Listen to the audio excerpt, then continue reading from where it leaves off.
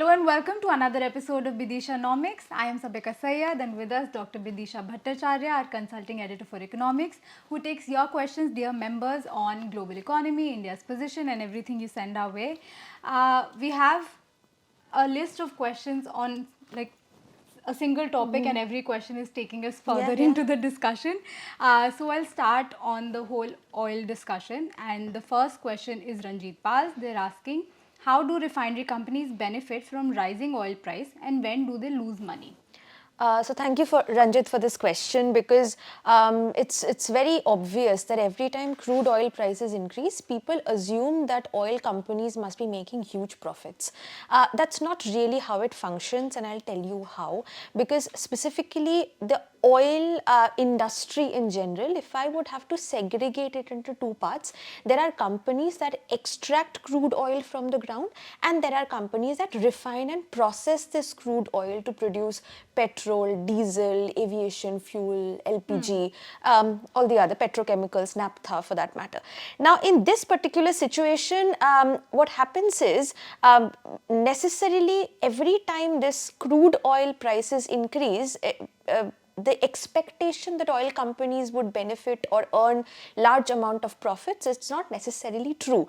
First, we will get into, and in order to understand this refinery economics, it's important to understand a very important sort of concept that we will get into, which is sort of a benchmark that we use as well, which is the crack spread. So let's start from the basics. Say for instance, a refinery purchases crude oil at the cost of 100 rupees, and then it goes ahead and sort of, processes and refines and produces all these different products, because the crude oil directly cannot be used for your car or airplane costs, etc. So which is where we have, petrol, diesel, we have LPG, yes, your household LPG cylinder also, because we usually connect LPG with natural gas. Right. But your household LPG cylinder also comes from crude oil, because during the process of refining, there are lighter gases that are produced, which is propane and butane, which are processed and compressed and converted to LPG. Then we have naphtha, we have petrochemicals, etc. So now at this point in time, refineries are less concerned, I would say, at how much oil prices are increasing. They are way more concerned about whether the refined fuel prices are increasing faster than the crude oil price increase. Right. So which is where first I would like to talk about this crack spread, which is the difference between the raw material cost, or in this case the crude oil price, and the selling price of these refined fuels, petrol, diesel, LPG, etc. First, let's understand, when do these refineries benefit? Refining or oil companies that you mentioned in the question benefit. The first is definitely, when the fuel demand also increases along with the increase in crude oil prices. Say for instance, tomorrow the oil prices increase from $70 per barrel to $100 per barrel.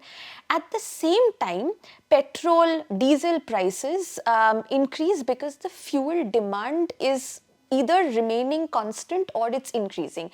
Now, when does this happen? This usually happens in shocks or oil price shocks, when that are generated because of geopolitical issues, supply disruptions, sanctions as well. So around this time, of course, initially it might seem that because it's a raw material and that raw material cost has increased, the refining companies or the refinery companies might not be benefiting much and they may not be earning profits. But that's exactly the opposite, because their gross refining margin kind of increases and they can charge higher prices, because at that point in time, oil becomes scarce. And scarcity in economics, as we say, scarcity not only increases bargaining power, but it also increases the margin. Now coming to another way refining companies can benefit is through inventory gains. Now there are certain oil companies, for instance, they've purchased the crude oil earlier at lower prices. So even without doing anything, the oil that was stored in their reserves, that value increases when the crude oil prices increase. So it's not that now they are purchasing crude oil prices at higher costs, but they can actually earn larger margins or earn more profits because they're selling the fuel at higher prices. Now let's come to the instance where we say that the oil companies or the refining companies may not benefit or they might lose. There are 4 situations of that kind. The first one is crude prices shoot up or increase very quickly. Say for instance, overnight crude prices increase. This usually happens when there's a supply disruption, when oil moving, the Strait of Hormuz instance, for that matter, oil moving in certain sensitive regions, certainly, there are disruptions because of wars, because of any other kind of pandemic situation. In that particular situation, suddenly when crude prices rise, then of course the input price has increased, the cost has increased, but at the same time demand also doesn't shoot up overnight. As a result, what we experience or what oil companies experience is, and especially refinery companies, is margin compression. So the refining gross margin kind of falls. Second comes the other situation of, the demand in general falls. For instance, recession. The manufacturing weakens, economic growth, global growth in general weakens. So as a result of which a lot of factories shut down. Hence the consumption of fuel in general falls. So that is a situation where, because, refining companies will gain as long as people are consuming fuel. If the demand falls, this is basic demand side economics. Then comes the third situation, which is when governments don't let fuel prices to increase. Okay. This is what emerging economies do a lot, and very recently, at least the activities or the actions have hinted at India also doing something like that, because when fuel prices increase, let's say petrol and diesel prices rise, it leads or contributes to inflation, and inflation can be politically sensitive. So in that particular situation, that increase in input cost of the global due to external supply shock or any other reason, the government does not allow the oil companies to pass on that cost to consumers. As a result, what happens, these refining companies have to bear at least even if the government is paying, let's say for instance, certain part of the cost, still their input cost increases and the margin drops. Then comes another particular instance, the situation fourth that does not get talked about much, which is operational disruptions, and I would like to highlight it here. The reason it's not extensively talked about and should be, there has been a very recent instance in the Canada's Imperial Oil. So what happens is, whenever there's sort of unplanned kind of downturn or a sudden shock at synthetic crude supply, which has happened with Canada's Imperial Oil, that its throughput, which is basically the amount of crude oil that is being processed, kind of fell from 397,000 barrels per day to 384,000 barrels per day, and its capacity utilization also dropped from 91% to 88%. Now, why does this happen? Because refineries are run on very high fixed cost businesses. It takes billions to build these refineries. Right. So even a little bit of fall in any kind of production or because of certain external shocks can cause huge amount of losses. So it's very important, especially that the capacity bit, the refining bit, as a result, probably a couple of episodes earlier, we were talking about how India needs to work on the midstream capability, refining and processing capacity. So that is something, because it takes a lot of money to build these refineries, as a result of which, that is also an area where, there is an immediate drop in the margins. Here, I would like to talk about a benchmark that a lot of energy markets, almost all energy markets use, especially the US oil refiners, which is the 3-to-1 crack spread. They basically calculate the probability or the amount of profit that can be earned by processing 3 barrels of crude oil into 2 barrels of gasoline and 1 barrel of distillate fuel, which can be heating oil or diesel for that matter. So when they see that, that probability or that profit margin, that gap is kind of increasing, then refiners celebrate that, there's a possibility of us earning more profits. If that narrows down, then investors kind of start worrying because they have invested huge amount of money. So this would be my response, that it's not necessary that all oil companies profit or that all refineries profit every time oil prices increase. Sometimes it can hurt them very badly. Right, right. Now we're talking about operational disruptions, and Surbhi Kumar is maybe their question is also hinting to that. They're asking, with UAE's exit from OPEC, is the era of the Asian premium finally over? And given the Gulf's frustration with recent war outcomes, will we see Western premium emerge? And does North Atlantic discount still exist, or is it dead? Very interesting question, Surbhi, because behind these terms, Asian premium and North Atlantic discount, or even Western, the emergence of a Western premium, there are very important reasons that lie behind it. One of them primarily being geopolitics and the uncertainty around geopolitics, and also to an extent sanctions. So now, of course, also energy dependence that controls the global flows. Now, it's important to understand. Let's first start with the most recent development, that the United Arab Emirates, UAE, has recently exited from the Organization of Petroleum Exporting Countries, OPEC. Now, firstly, let's look at the fragmentation of this entire oil order in itself, because OPEC for the longest period, for decades for that matter, has been operating on production cuts that can increase the prices, to keep the prices high. Say for instance, if oil prices fell sharply for any XYZ reason, they would immediately increase the prices, and if sort of the prices were rising too much, then to stabilize they would kind of come up with different policies. Now here UAE decided that they've been investing heavily in expanding their capacity, and we've discussed about this in the earlier episode. From 3.5 to 4.8 to 5 million barrels per day, they are increasing that capacity.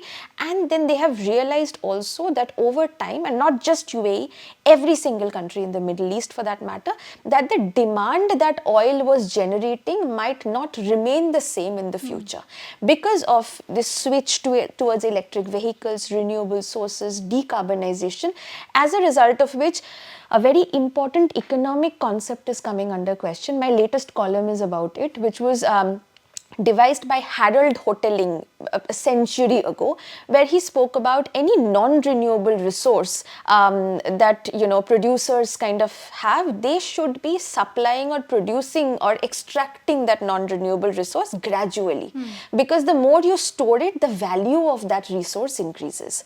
Now that was happening for oil for the longest time, but now given the switch, they don't even know if those reserves would be valuable or in demand at all in the future. So this is where UAE decided to step out, and as a result of which, that immediately kind of creates a vulnerable situation or a volatile situation for the other partners as well. Now coming to the Asian premium bit that she specifically mentioned in the question.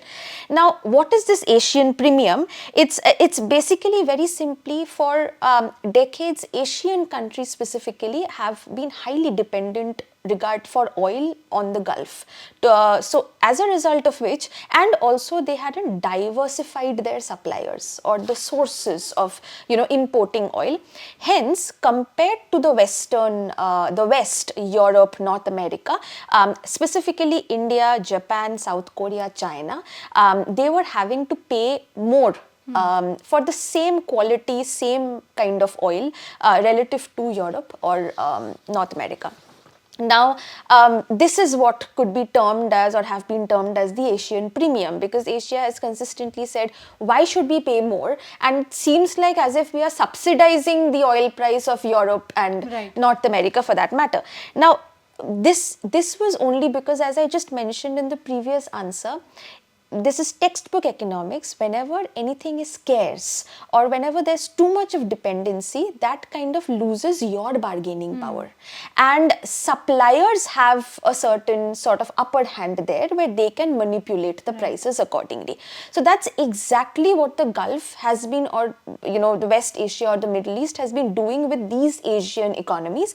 Whereas in case of, let's say, Europe, I'll get to North America a little later. Europe has diversified sources from where they import, and in case of US shale, of course, before the OPEC oil embargo, they did not have these large reserves, but now we have US shale and large American oil reserves, as a result of which domestically as well they are strong.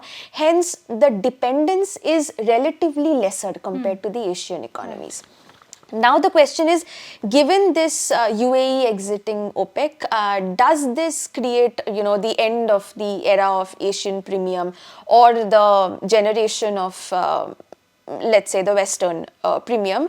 To an extent, yes, I would agree with you, because as per the cartel theory in general, when cartel discipline starts weakening, and that is very clearly visible to the rest of the world, then it gets tricky to manipulate prices and regulate prices. Secondly, at the same time, what's happening is Asia is now clearly diversifying its sources, especially after the Russia-Ukraine war. India has also heavily diversified its sources from which it is importing oil. Especially it imports discounted Russian crude oil, so that kind of increases competition now. As a result, and at the same time, because of the cartel breaking, and of course, if UAE increases production to 5 million barrels per day by 2027, they will, it will reflect on the oil prices, and that might actually soften over time. Might not collapse, but might definitely soften, and that will kind of create even more competition, amongst, and now the buyer in general, or an Asian economy, has that opportunity rather, and that leverage to kind of go to whichever country is providing the oil at a lower price. And also from the Western, is there a possibility of a Western premium generating? I don't think so at this point. It's difficult to say, because Europe still has diversified supplies, but of course there is an energy pressure that has been hit there. And when it comes to US shale as well, now the competition is about who can produce oil at the lowest cost. We have spoken about it in the previous episode. So there, US shale specifically does not even, they are higher cost producers compared to a UAE or a Saudi, for that matter. So which is where I would say that is something that is still we need to look into. And also, be it a Western country or an Asian country, they enter into long-term contracts. You don't buy oil like groceries. So when it's long-term contracts, it's of course difficult to say that in the short run what's going to happen. But given the sentiments and the situation, and especially UAE's exit, we can expect that, the Asian premium might be falling. Definitely, Western premium still to watch. Right. Now, Surbi has another question. She's asking, India is heavily dependent on West Asian oil, yet it relies on US-based WTI paper contracts that don't match our actual imports.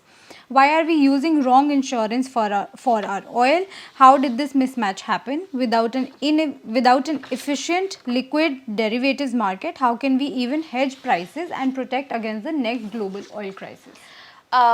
So this is indeed a very fantastic question, I would say, because a lot of people don't really think about this from this angle, and you did give me the opportunity to talk about hedging in general. Firstly, let me just clarify and specify here that India does have derivatives exchanges or commodity exchanges like MCX, for instance, but why isn't it as strong as the Brent benchmark or the WTI benchmark? And definitely there is a mismatch there, because for this we'll have to go back to history. Now, for the longest period, be it the Brent benchmark, there is also benchmarks around, Dubai and Oman, but they are more used for referencing rather than, considering those as the benchmark. And we also have the West Texas Intermediate, which is the WTI. Now, in this situation, first let me talk about the Brent crude. Now, here, of course, you are very correct. It kind of looks like as if I'm buying insurance for a motorcycle when what I drive is a truck. Okay. So this is kind of a situation that is happening here, and India has been trying, and so we are seeing a lot of trade happening in local currencies. However, WTI or the benchmark, as we were talking about, going back in history, specifically US trade, now US dollar sits at the center of the global financial system, and it is the world's dominant reserve currency. As a result of which, when it comes to experimentation, when it comes to regulating the prices for that matter, of course they have an upper hand, and so does Brent crude oil as well. So now first let's understand, why did Brent and WTI become so powerful? So oil benchmarks become dominant because of deep financial markets. They have already developed historically deep financial markets. They have liquid future contracts. They have very important exchanges. They have deep financial markets. Now this is something that India does have a crude basket, but it is not as strong or as liquid or as globally acceptable as a Brent or a WTI is.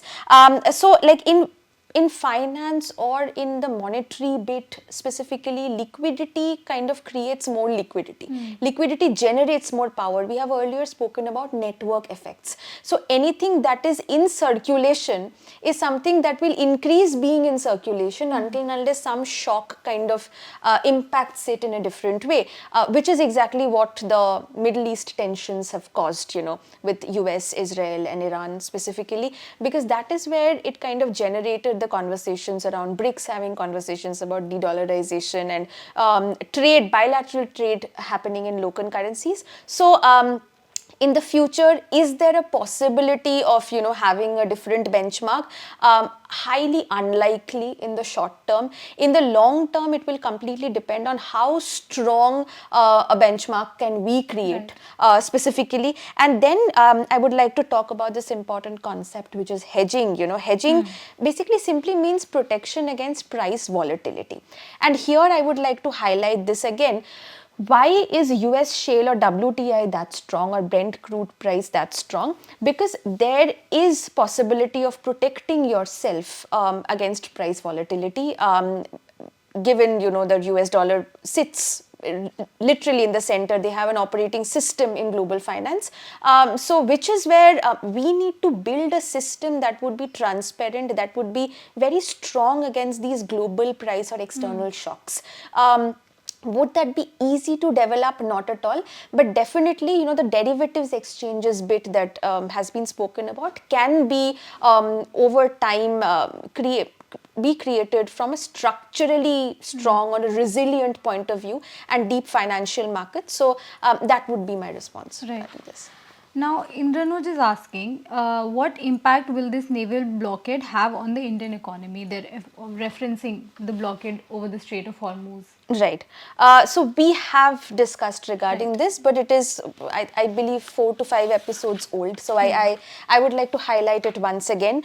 So this is not really just like a geopolitical or a military story. It's a very important economic story, and there are multiple repercussions that take place. So a disruption in Strait of Hormuz has impact on the petrol prices, has impact, as a result it has impact on transportation, as a result it has an impact on the manufacturing and industrial activity, hence it has an impact on the groceries, the food prices, the basic vegetables that are being transported by the trucks, and every other raw material or sector in general, and hence you can experience inflation. So now, why does this matter so much for India? Let's go one after the other. The biggest impact is higher oil prices. So when shipping routes become risky, or sort of, there are supply disruptions that take place, globally oil prices increase, and as a result of which, because we are highly import dependent on oil, and 1/5 of the global oil supply passes through the Strait of Hormuz, which is why it's a very important choke point for any and every country for that matter, but especially for us, because we are highly import dependent when it comes to crude oil. And when our imports will increase, of course, now as a result of which, that can create some, to an extent, inflation. Especially the first inflation that gets triggered is the food inflation, and food inflation plays a very important role in our entire basket of whenever we're talking about prices for that matter, because we have a strong agricultural economy, we have an agricultural sector, and we have a large and growing population. So that of course impacts the economy. Now coming to, we've spoken about inflation. Inflation in general doesn't only affect food. Here I would also like to mention it affects logistics, it affects manufacturing, it affects even fertilizers for that matter, because we are highly dependent on fertilizers as well. And because we don't have, or our midstream capacity or capability is so weak, as a result of which we end up not only importing raw materials but also processed inputs. So this brings us to the another point, which is the pressure on the rupee. Now, every time our import bill rises, or oil for that matter, we purchase oil by paying dollars. As a result, the value of dollar increases, and even us, without doing anything, the value of the rupee weakens. Now, that creates a pressure in sort of the monetary system in general, and to an extent, of course, exports can become attractive, but given the exchange rate that we have now, it's a serious rupee depreciation issue. Now, when rupee depreciation takes place, that gives rise to something called a trade deficit or a current account balance issue, or a current account deficit. The trade deficit starts widening because if your import bill is, which is the cost push inflation that we had spoken about earlier, if your import bill rises, then you would think that, okay, fine, let us reduce the inputs to an extent, or the imports to an extent of oil.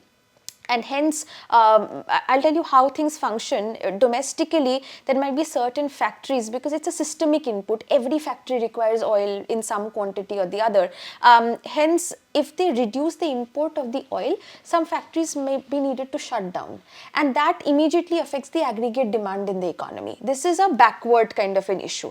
The forward issue is, there is still a certain amount of import that you will have to do of oil, regardless of how much the oil prices increase. And the exports doesn't budge in short term as such. You cannot increase exports overnight. Hence, that leads to an increasing trade deficit, and trade balance plays a very important role in the entire balance of payment structure. Hence, the current account deficit widens even further. There is also a pressure on the government finances, because now in this particular situation, what the government has to do is, fiscal policies have to come into the picture, because RBI or the central bank has done whatever it needed to do with interest rate movements and buying and selling currencies in the foreign exchange markets. Now the government has to enter and provide certain transfers, certain subsidies to these companies, so that this cost push inflation doesn't trickle into core inflation. We had earlier spoken about headline and core inflation. If core inflation gets impacted in certain way, it's very difficult to reverse it back. So here the government's debt kind of starts increasing as well. So this is basically now, is it a risky situation then going ahead in the future? Not really, because India is actively diversifying its import sources, which we have just earlier in one answer we've spoken about, from Russia, from parts of Africa as well, from Central Asia, and also the Western suppliers as well. We have been diversifying our oil sources so that this kind of doesn't, the headline inflation or sudden headline inflation basically covers food inflation to a great extent, so that that doesn't trickle into core inflation, because then it gets very risky and dangerous. Bidisha Indranoj also is asking about India's growth prospects. They're asking that the chief economic advisor recently said that India needs to grow at 12% to become a developed country by 2047. Is it possible to grow by 12%? And if yes, then how? Let's first understand this 12% bit. In order to understand the 12% growth rate, it's important to understand two things. One is the real GDP growth, and then the nominal GDP growth. So firstly would be the real GDP growth. Real GDP growth is something, for instance, tomorrow, if India is producing more goods, if it is, if it has more infrastructure, if it has more factories, more schools, more healthcare institutions or hospitals, then it is really growing. Okay, because real growth is something that removes or subtracts inflation percentage and then tells you how much is the economy growing in general. Then comes the nominal GDP growth. Nominal GDP growth includes the real growth as well as the inflation. So if I factor in that every year till 2047, India grows at, let's say, 6 to 7%, and the inflation also stays around between 5 to 6%, then from a nominal GDP growth perspective, 12%, is it possible? Yes. Is it easy? Not at all.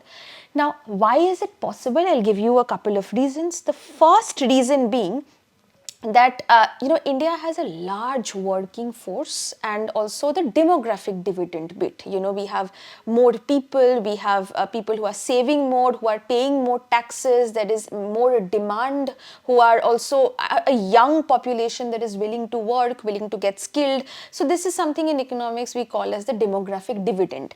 Second is the digital infrastructure. So India has done a remarkable job when it comes to building a digital infrastructure, be it UPI, be it Aadhaar, be it identity verification for that matter. So these are the areas that kind of makes financial inclusion much more easy, right, compared to any other economy that is not as strong as or doesn't have a strong fintech ecosystem the way we do. So then coming to the third advantage, which is the manufacturing opportunity. Okay, so here global companies, this is an external bit. Global companies are increasingly right now trying to diversify different sources and not just be completely reliant on the global manufacturing hub, which is China, because they feel that tomorrow, given any other geopolitical risk or geopolitical shock, it might hit their raw materials or their inputs, and even like basic commodities for that matter, which can hit the aggregate demand or the supply in general, the supply of any other economy to a great extent, and can trigger inflation, right, for that matter. So this creates a huge opportunity for India, and if India can sort of become a manufacturing hub in electronics, in semiconductors, in textiles, in renewables, EVs specifically, that's something that we are working towards, then definitely partly this is why the Make in India initiative is in picture. Coming to the challenges now. Now, what are the biggest challenges? Okay, fine, we've spoken about the advantages that India has. The first and foremost challenge is job creation. Right. The challenge for India has never been GDP growth. The challenge has been employment intensive GDP growth. Because we have again earlier spoken about this premature deindustrialization bit, where after our liberalization, and also how quickly we emerged as a services powerhouse, we kind of jumped from agriculture to the services, right, and manufacturing did not completely develop, or industrialization did not completely happen, which is why we are having these constant conversations right now on industrial strategy 2.0, because a lot of budgetary allocations are happening in terms of infrastructure, building up industrialization even further. So that is a big challenge that we do have. Then moving on to the manufacturing productivity bit. Manufacturing's share in employment is always very high. Manufacturing sector contributes maximum to exports. So if we don't develop that sector well, if we don't do the right kind of skilling, if we don't fund the MSMEs in the right way, then of course, the manufacturing growth will not happen, and as a result, that would hinder, right, or stand in the way of this 12%, I'm hoping, nominal GDP growth that was spoken about. Then comes the third challenge, which is infrastructure. Of course, India has done a lot of work in building roads, highways, different other systems, urban planning, railways, logistics for that matter, but it is still not enough to transition to a developed economy. And the fourth challenge is human capital. Now, this has always been a challenge for us, when it comes to skilling, and no economy can really grow or move from this growth to the development, towards the development journey, without investment in education, without investment in healthcare, even the care economy to an extent. Right. We don't talk much about the care economy, even the care economy, nutrition, workforce skilling. So this is the area that the government needs to heavily start investing in, and also have a policy focus in place. at the same time, it's important to understand that, I would like to here talk about one particular factor, which is the incremental capital output ratio. Now, this is ICOR, as we call it in development economics. So, it kind of basically measures how an economy or how quickly an economy converts investment into growth. Like, say for instance, if a lot of money is being put into an economy but it generates very little growth, then the ICOR level is not as good. The input capital output ratio is not that strong. Basically, how much capital transitions into output, because we're already a labor intensive economy. Right. So capital is something which is why so many, these G20 and all these summits that are happening, investment not only into these sectors but also technology. We had the Global AI Summit as well. So in this particular, and if there are economies where you do a little bit of investment and that leads to considerable growth.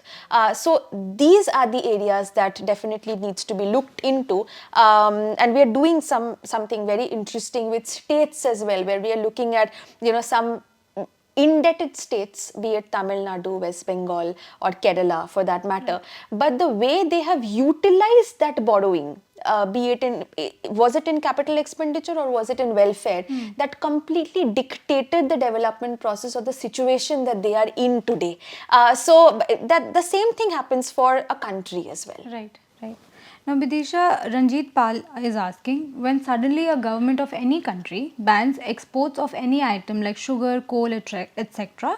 for domestic reasons, then how does the exporter who has a long-term contract deal with the export agreements with others? Very interesting question, because usually we always talk about, okay, fine, export bans. Export bans usually take place especially when there is food inflation. Okay. This is the first reason. There are other reasons as well, geopolitical shocks or, in general kind of becoming more protective about the economy, having more protectionist policies. India has had them. But the first trigger or a short-term trigger, I would say, is food inflation. Now, in food inflation specifically, whenever food inflation takes place, the government realizes that supply needs to be intact in the economy, so that the prices don't shoot up even further.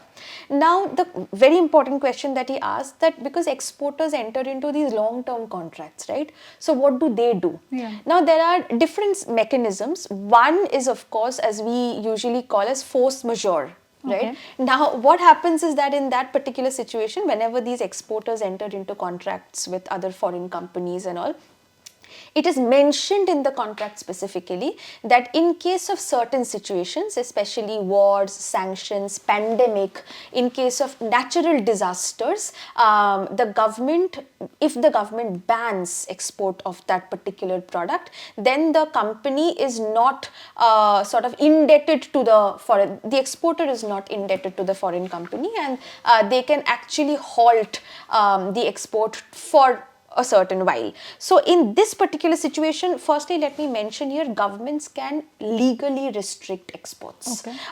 Okay, like if a sovereign government bans exports tomorrow, that particular exporter has to stop, supplying that particular commodity. For a short while or for a long term. Now, there are challenges to it as well. If this happens very frequently, then it becomes problematic because it reduces investor confidence. Right. Foreign companies or other countries realize that it's better for us to diversify our suppliers or move on to other, exporters of other countries, because of course that directly hits their supply, and even without us doing anything, we were trying to protect inflation or reduce inflation and protect that domestic production of that particular commodity, but that can create inflation for some, supply side inflation. Right. For some other country. So in this particular situation, it is not advisable that any country who sort of randomly left, right and center starts, puts these export bans, it can get risky. But can government legally ban exports, and do exporters have to stop? Yes. Immediately they have to. So here also comes an important concept, which is the political risk. So like could basically, you know, because of political or geopolitical situations between two countries, you know, a war-like situation, can these things take place? Absolutely they can. But it's important to understand that as an Indian economy, I would have to bring the product complexity index bit here. We are not really extremely knowledge intensive when it comes to the kind of commodities that we export, right? So rice, wheat, say for instance, or any product that is not very complex, you know, up the value chain, it can be easily replaced by another country. So this is where it gets even more risky for us if we are extremely increasingly protectionist, or if government puts bans on certain commodities. This has been done earlier. It has been done with rice, wheat and sugar, which is why I'm telling you food inflation is the first trigger. Right. That every time this export ban takes place, because there are multiple instances such. So Yeah. Now, Bidisha, our last question of the episode is by Anubhav Saxena, and he's taking us to tech. He's asking, I want to know what are the risks associated with cryptocurrencies while they are backed by blockchain technology. If US can support it, then why economies like India are so scared of it, and what flaws it brings along with it? very interesting question. Firstly, I would like to define them separately. Firstly, it's important to mention that cryptocurrencies don't necessarily mean or don't imply blockchain technology. Right. These are two different things. Blockchain technology is the platform, Right. or the technology in general, and cryptocurrency is one such platform that is built on that technology. You know, very similar to that, the internet is out there and social media is just one platform of that internet. So this is where, and also something very interesting, people usually assume that very good technology means safe economics. This is absolutely wrong. There can be something brilliant in technology, but that has had, historically there have been instances where that has been the reason for certain bubble bursts and financial and economic risks. Now first, let's understand, you know, how blockchain is. Now blockchain is a very good infrastructure because it has given birth to or the thought process of decentralized digital ledger. Okay. What does that mean? That means that transactions can be managed across thousands of computers instead of only one particular authority, which is the bank.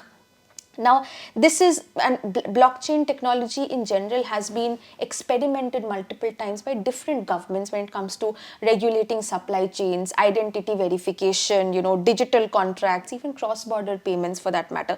So here, first, hence, I mean, there would be, we can assume that the biggest issue then would be with cryptocurrencies. So first, let's see what are the issues with cryptocurrencies and what are the benefits. So firstly, the biggest issue, first issue is the extreme volatility, because, you know, a currency should be relatively stable. It shouldn't be like tomorrow you wake up in the morning and you realize that 20% or your savings have lost 20% of their value. Yeah. This happens a lot with cryptocurrencies. There have been multiple situations of, you know, crypto frauds, money laundering issues. US themselves have reported, you know, regarding this, and that's not how normal currencies function. And here I would like to mention a particular concept where, you know, be it Indian rupee or US dollar, these currencies are considered as fiat currencies. Okay. FIAT, fiat currencies.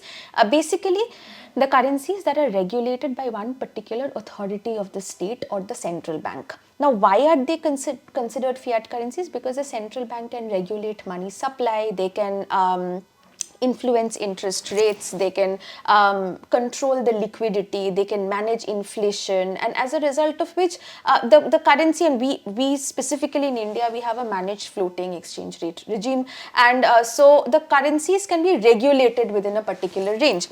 In case of crypto, because it's an unregulated financial system, hence it gets very difficult if tomorrow a large section of the population switches from Indian rupee to crypto, then it will get very difficult for the central bank or RBI to understand how to regulate this supply. Right. Money can overnight completely move, you know, out of the borders. Right. So then it would definitely hit, you know, our trade, our currency, our domestic ecosystem, the monetary sovereignty that we talk about will completely, there'll be cracks to it. Now the question is, you can say, but US supports it. Now there's a reason why US supports it, or why US can support it. Firstly, it's important to understand there is an already existing crypto market in the US. The US is not providing unconditional support to it. The US is trying to regulate it. Okay. And that doesn't necessarily mean blind support. So in this particular situation, when there are, and American, as I said, these sort of American regulators have consistently reported on crypto frauds, on money laundering issues, on misleading financial products as well. So in this particular situation, now why can US dollar even regulate a crypto market for that matter? Because again, coming back to the same network effect, or the same sort of core issue or situation, we'll have to accept it that US dollar emerges as the world's dominant reserve currency. It has huge amount of reserves which are denominated in US dollars, global reserves for that matter, and it also sits at the center of the global financial system, so it can afford to. Right. In India, it is risky for us to afford to be able to afford to do something like that. Now coming to why are economies like India more cautious? The first reason, or the first risk, is capital flight. Here, because crypto does not really have a regulated market in place, this leads to certain risks, for instance, tax evasion, Right. multiple frauds, then there can be black money, there can be illegal transfers, capital flight. And for developing economies, if there is full capital account convertibility, we've spoken about this in the past, then it gets very risky for us, because rato rat, if there's huge capital outflows that take place, our currency will, it might even drop. It will weaken extremely, and then it gets very difficult for the RBI to regulate, and we are an import dependent economy, and that would completely mess up our current account balance and our trade balance for that matter. The second is the weakening monetary policy. Because RBI regulates, the money supply and liquidity and interest rates. If a large parallel market emerges, it gets obviously very difficult for, it's very, very similar to, of course, a hypothetical situation that trying to control traffic when you have no idea how many roads are there.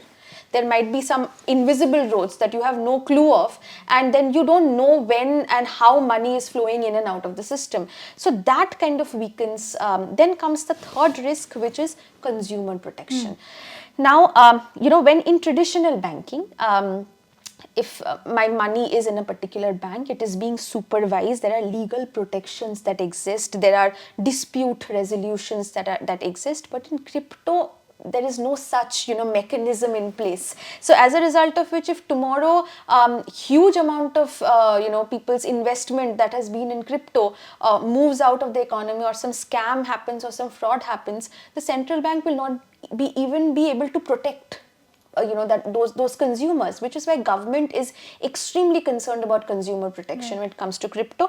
And the fourth risk is the systemic financial risk. This is extremely important, because banks are exposed to crypto assets. And what is systemic risk? I'll tell you, very similar to a systemic input. This word kind of carries larger repercussions. So systemic risk is, one mess up in one part, tiny part of the financial system completely messes the broader economy.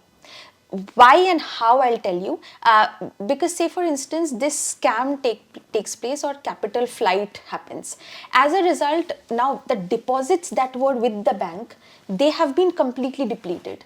Now when the deposits, or there's no money left with the bank, say for instance, and businesses come to take loans for expanding their business, or consumers come to take loans for buying a house, they can't do that. Right. And hence aggregate demand comes to a halt, because businesses are not expanding, consumer demand is not met, and hence we gradually, there is a very high chance we can move into a debt crisis situation. So these are the risks that need to be taken care of. But does that mean that the government is against this technology? Not at all. If that would be the case, we would not have these CBDCs, central bank digital currencies. Indian government, the central bank has actually, experimented with the digital rupee. So the government is not against this technology, but regulation is where they are extremely careful about, especially when we are talking about an emerging economy like India. Right. Bidisha, that brings us to the end of this episode. Thank you so much for always taking the time to break everything down to the bare basics for us.